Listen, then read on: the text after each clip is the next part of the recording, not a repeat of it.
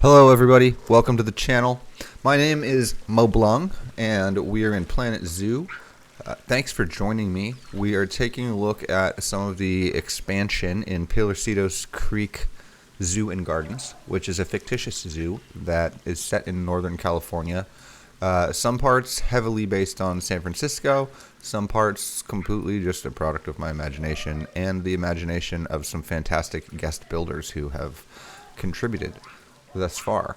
So we're going to go up the stairs today and we're going to take a look at this aviary structure, which actually houses primates.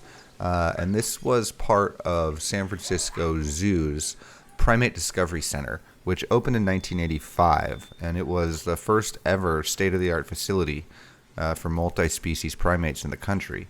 And it's since been torn down to make way for some more modern facilities that, you know, take into account some of the innovations in animal care, and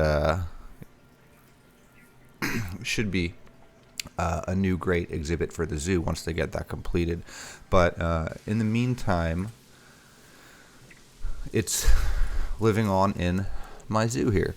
And this is, you know, I tried to recreate it as closely as I could. It contains 4 sections. This one on this side with the large tower here, these 2 in the center which are slightly smaller, and then this large one down here on this end. So yeah, I thought it was a really cool design. I really just liked the look of it, and so we got it to fit in here, which was really neat. I had the perfect amount of space for it right there, and I mean, it's actually a little bit bigger than I wanted it to be because I had to kind of squeeze the pathway through here, but it worked out. It's fine. There'll be a little viewing down here into the habitat, but I need to do some research, find some photographs of what it used to look like down here, because I can't go look at it anymore. But so that was one. You guys have seen all the lemurs and stuff in the last episode. I'm starting to really like a lot of these sight lines here, just through the zoo and to other parts of the zoo. So we'll come over here. I did add an elevator so that we were ADA compliant, because I realized I had no way for a wheelchair to get up to this deck. The other end also is a staircase. So through the elevator tower in there. And I've been working on this lion house. Now the lion house is also a San Francisco Zoo recreation. It's not done. I've got more tile work to do here, and I've got some trim to add on. But this is as close to what I could recreate. I could probably build some custom doors and custom trim, make it a little bit closer to the actual thing, but if we're being honest, I'm kind of lazy. But the original building was constructed in the 1930s in this 1930s style architecture, and opened in 1940. And there are a lot of original materials still in the building today, and I know it's undergone a few renovations over the years. But this is what it looked like basically the last time the public was allowed in. They've since closed this to the general public after, I think, a lion or a tiger attacked one of the keepers during public feeding. So you used to be able to come in here and watch them feed the lions and tigers from right here. And there's doors on all these cages so they could open it up and drop the food in. But yeah, cool recreation. These are all basically, this is just Ricey's blueprint dropped directly into the game. I just deleted the concrete and put 2 of them side by side, and I deleted the empty pots, most of the empty pots, and it looks fantastic the way she arranged it. I think I moved a handful of the plants around, just the ones that ended up behind the pillars, but yeah, anyway, I really, really enjoy that. That's beautiful. But one of the things that really bugs me, it's not really bugs me, because it's really, really good in some regards, and then in others it's really painful, is the lighting engine.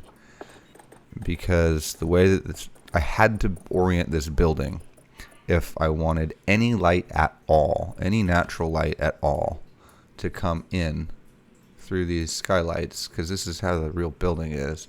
It had to be oriented exactly this way, and you can see the shadow, so it just gets straight on light. I really wish that you could change the season and change the axis at which the sun moved across the map, because there's certain things that you will just, if you don't build it paying attention to the lighting direction, will just never ever be lit. It will just never be illuminated. Like, you get a shot of the front of this building in direct sunlight.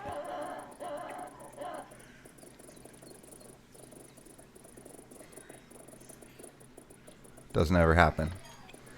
You know, I mean, there's some great lighting effects, but I'd like to be able to change the season so that the sun is coming from a different angle.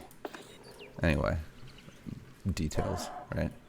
But that's it for now. That's the only stuff that I have added. I did change these habitats. I took all the vegetation out and I put climbing structures from BZ in there.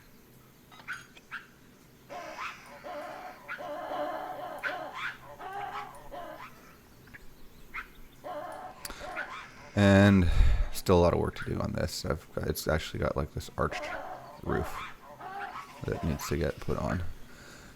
But yeah, we'll end with just a little Dippin' Dots stand that I did that I thought turned out pretty cool. And this is a bunch of billboards, and I just did the one big graphic on Photoshop, and then you can export it as a bunch of little ones and put them on each billboard. Turned out pretty good. But anyway, thanks for joining me, and I will be back when I get the park back from my guest builder to show off some more work. Thanks for watching, and have a great day.